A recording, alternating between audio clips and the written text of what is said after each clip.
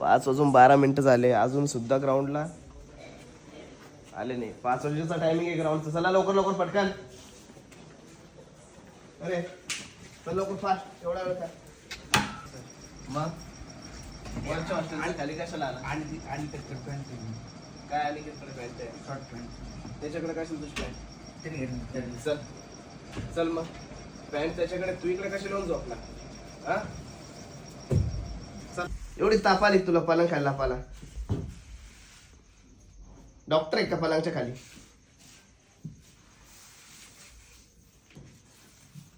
दाखव ताप इकडे बाहेर.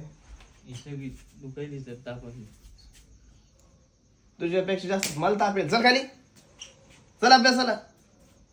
ग्राउंडच्या टायमाला ताप येत तुम्हाला? घरच्याने सेट पाठवलं का? चल खाली. घरच्यांना बुडवायचं नाही असं.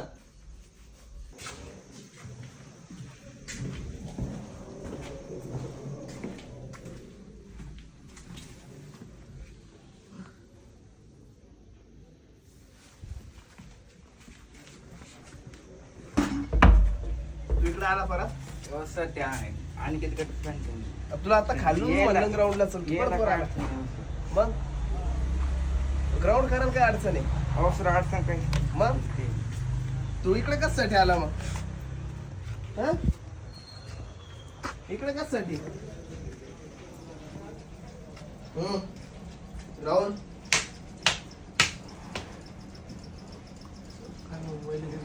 कुठे गेलते?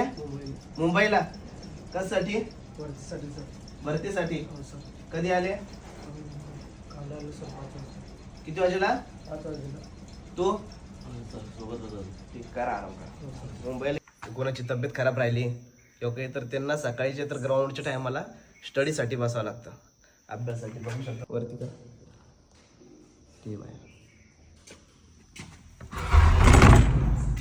तर अशा पद्धतीने विद्यार्थी आपल्याकडे जे तर स्टडीसाठी बसतात आपल्याकडे. ज्यांना तब्येत खराब आहे, काही अडचण आहे, पण काही विद्यार्थी जे तर या अशा पद्धतीने तुम्ही व्हिडिओमध्ये बघताय असं या ठिकाणी जे तर करतात. तर तुम्हालाही वाईट वाटत असेल का मी छडीने जे तर फटके देतोय त्यांना, सकाळी झोपेतनं उठवतोय. मान्य आहे तब्येत खराब आहे, पण आपण ज्या गोष्टीसाठी आलोय त्या गोष्टीवरती विद्यार्थ्यांनी फोकस करायला पाहिजे. आणि हेच ट्रॅक राहत असतं का चांगल्या मार्गावरती त्यांना नेण्याचं. मी एक शिक्षक असल्यामुळे जे तर मला ह्या गोष्टी कराव्या लागतात.